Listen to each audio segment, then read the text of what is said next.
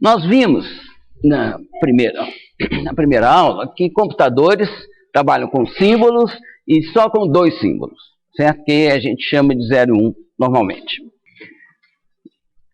Então, o que significa? Você olha para o computador, se você conseguisse olhar lá dentro, você ia ver assim, um tantão de bits. O que querem dizer aqueles bits? O que significa aquilo ali? Certo? Um monte de 1 e de 0. Tá? Eles não têm significado em si. Tá bom? O bit precisa de uma interpretação, ele precisa de um código. Você tem que estabelecer uma convenção para o que é que você está representando ali com aqueles bits. E você pode dar a interpretação que você bem entender. Certo? E nós, programadores, fazemos isso sim. Certo? A gente estabelece uma coisa, quer saber, eu vou interpretar isso desse jeito e vou agir aqui assim, dessa forma. Bom, isso funciona, gente, se você estiver trabalhando sozinho. Bom, porque se você quiser se comunicar com alguém, as coisas ficam mais complicadas. Certo? Você pegar, então, um código, ou seja, a convenção de interpretação, se você adota a sua, se o outro adota a dele, você não consegue mandar um e-mail para outra pessoa. Bom, você tem que ter códigos. A aceitação mais ampla de um código é de um valor econômico enorme, conforme a aplicação. Conforme a aplicação, não tem problema nenhum você adotar a sua convenção. Você quer saber, cismei de fazer desse jeito e vai ser desse jeito. Pronto, não acontece nada. Agora, se você quiser comunicar com outras pessoas, se você quiser também, o que nós vamos ver até na aula de hoje, utilizar circuitos que fazem somas, digamos, e para fazer essas somas, ele pressupõe uma convenção de representação das parcelas que ele está somando. Bom, esse circuito só vai funcionar se você adotar aquela convenção. De tal forma que se você não adota aquela convenção, gente, você não consegue usar os circuitos que servem para acelerar as suas contas, sabe, para dar um exemplo, e você incorre em penalizações de desempenho da ordem assim, de 100 mil vezes, e não estou exagerando. Certo? Seu programa fica 100 mil vezes mais lento porque você foi teimoso e adotou uma outra convenção. Conforme a situação, gente, pode ser que você pague esse preço. Conforme a situação, não dá para pagar. E a mais corriqueira é essa, de não dá para pagar. Agora, qualquer que seja a sua coisa, é importante que vocês fiquem sabendo os nomes dos códigos mais importantes que tem por aí. Se alguém falar, você fala, eu sei de que você está falando. Tá bom, gente? Faz parte da cultura de todos aqueles que estão se iniciando na computação. O primeiro código, famosíssimo, tá bom? É o ASCII. ASCII é American Standard Coding for Information Interchange. Tá? Ele foi proposto em 63, para vocês terem uma ideia do negócio. Foi bem antigo, ou seja, desde aquela época o pessoal já sentia necessidade. E foi proposto, gente, para ter comunicação entre dispositivos de contato humano, seja de entrada, seja de saída. Tá bom? Então você tinha necessidade de transformar os seus bits em caracteres legíveis, ou pegar caracteres que a pessoa consegue enxergar e teclar no teclado, tá bom? E conseguir levar para dentro do computador. Bom, então, uma foto aqui que eu achei interessante, né? Isso é em 72, gente, isso não é tão antigo. Tá? Isso aqui, essas máquinas que estão aqui na frente, são teletipos. Essencialmente é uma máquina de escrever conectada a um computador. Então ele pode imprimir, o computador manda a saída lá e imprime no papel, ou a pessoa pode digitar. Esses dois que estão aqui, gente, são famosíssimos. O Rich e o Thompson são dois dos 3 criadores, só está faltando um aqui, do Unix, que é um sistema operacional estilo Windows e Linux, e que é a base de todos os sistemas operacionais modernos, e da linguagem C. Bom, ou seja, a importância deles é enorme. Mas isso é só uma coincidência. O que eu queria mostrar mesmo aqui era o teletipo. Então, voltando aqui para a nossa tabela do código ASCII, então essa tabela, ela tem o quê? Você representa caracteres que é para você ler números, ler ou escrever números, tá bom? São os algarismos que a gente conhece, tá certo? Arábico, de 0 a 9, tá bom? Você tem letras maiúsculas e minúsculas. Você tem alguns caracteres especiais. Você precisa de um código para o espaço em branco. Não, parênteses, fecha parênteses, mais, vezes, asterisco, ponto e vírgula, e vários outros desses caracteres. E, além disso, para comandar o teletipo, você precisava avisar troca de linha, você pula de página, acabou a transmissão, certo? Então é isso que tem esses caracteres aqui, alguns das configurações de bits aqui são reservadas para o controle do teletipo. Tá? E até hoje, gente, é engraçado, essa comunicação por escrito com a gente é tão importante que você pega um dispositivo gráfico feito isso aqui, que é capaz de mostrar uma foto muito bem, não sei o que, com todas as nuances e subnuances de tonalidades, tá bom? E você usa ela para imprimir coisas igual se imprimia antigamente, porque para nós texto é essencial, tá bom? Assim como nesse slide que está aqui agora, só tem texto aqui, tá? Além das tabelinhas. Okay? Bom, então você tem muitos dispositivos orientados a texto, e isso é uma necessidade importantíssima.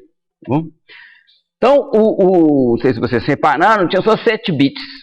Com 7 bits você consegue representar 2 elevado a 7 coisas diferentes. Tá bom? Então, são 128 coisas distintas. Tá bom? Isso não era muito espaço, não. Ele foi proposto por americanos. Bom, então ninguém se preocupou com acentos. Então logo depois lançaram o ASCII estendido, que para atender franceses e outras línguas europeias lá que usam aquelas tremas, aquelas coisas esquisitas, tá bom? Mas a nossa mesmo, né, cedilhas, etc. Depois, né, vários anos depois, foi estendido para o código atual de comunicação de texto padronizado, de aceitação muito ampla no mundo inteiro, é o Unicode. O Unicode, ele é um código de tamanho variável, ele vai de 8 bits até 32 bits, ou seja, 4 bytes. E ele tem provisão para mandarim, árabe, hebraico, línguas mortas como sânscrito, copta e sei lá mais o que. Então é bastante amplo. E quando ele é só de 8 bits, ele coincide com o ASCII estendido. Entendeu? Então, você conseguiu aproveitar tudo que já tinha sido codificado, ele ficou compatível com o acervo de textos já codificados em ASCII. O código foi projetado, gente, de maneira a facilitar algumas operações. Bom, aqui, por exemplo, se você pegar o código de um algarismo, se você quiser fazer o valor dele em binário, é só você apagar esses bits, os 3 bits da esquerda aqui. Que aí aqui, ó, tá vendo? Isso aqui, ó, 0001 é a codificação de 1, tá bom? 0011 é a codificação de 3 em binário. É uma das coisas que foram levadas em conta no projeto disso daqui. Você passar uma letra de maiúsculo para minúsculo ou vice-versa, você só precisa preocupar com esse segundo bit aqui, estão vendo? Então, o A maiúsculo para o A minúsculo, a diferença é pequenininha. Bom, ou seja, então o que eu quero dizer com isso aqui é que você projeta um código em função de quais operações que você quer fazer com ele. Tá? Poderia ser qualquer um, você pode fazer a convenção que você quiser, mas fazendo desse jeito aqui você facilita uma série de operações que você prevê, que você antevê que serão feitas com as representações do seu código. Então, se você quiser representar números em ASCII ou em qualquer outra codificação orientada para textos, bom, você vai representar um número pela sequência de algarismos que o compõem. Tá bom? Então, por exemplo, aqui, ó, isso aqui é em ASCII estendido, tá bom? Isso aqui é 1, isso aqui é 2, isso aqui é 8. Então, você fazer 128, provavelmente foi a representação que está sendo usada internamente aqui dentro desse computador no momento de exibir esses caracteres aqui. Porque na hora de fazer contas, gente, esse formato não é bom, não. Bom, gente, um formato bom é aquele que nós usamos o tempo todo. É a notação posicional. Bom, que é em binário, só que é em binário, tá? Porque só tem 2 símbolos. Bom, então, a representação natural para inteiros positivos, não negativos, tá bom? Sem sinal, é essa aqui, tá bom? Que número que é esse daqui, gente? 1 vezes 2 a 0, mais 1 vezes 2 a 1, mais 0 vezes 2 a 2, por aí vai. Tá bom? Então, isso aqui equivale a 123 em decimal.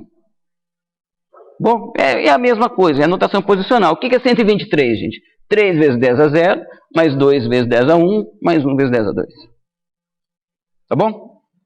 Então, é igualzinho. Bom. Como é que você converte, gente, um um número de decimal para binário. Tem vários métodos, tem um que vai ser passado para vocês como exercício, o outro que é simples é esse daqui. Você tem que ter uma tabela de potências de 2. Tá? Para você escrever o número em binário, você tem que escrevê-lo como uma soma de potências de 2. Tá? Então você faz o seguinte, você faz uma tabela de potência de 2, grande o suficiente para ultrapassar o número que você quer converter, e depois você procede da seguinte forma, você quer converter 123, tá bom? Você sai procurando aqui e você procura a maior potência de 2 que não exceda o número que você está convertendo. No caso aqui, 64, porque 128 excede. Tá bom?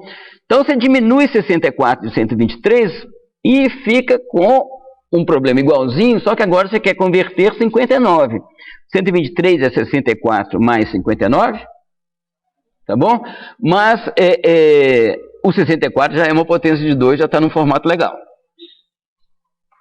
Tá bom? O 59, o que a gente faz, gente? Vamos procurar aqui uma potência de 2 que não exceda 32. Ok? Então você faz aqui, 59 menos 32 dá 27. Ou seja, o 123 é igual a quê, gente? 64 mais 32 mais 27. Tá bom? Então agora nós estamos com um problema, essas duas partes aqui do 123, certo? Já estão como potências de 2. Então agora eu tenho 27 para converter. 27 eu vou subtrair 16. Ok? E por aí vai, gente, até que você esgota o número. Então, assim, essa é uma das formas de você converter um número de decimal para binário.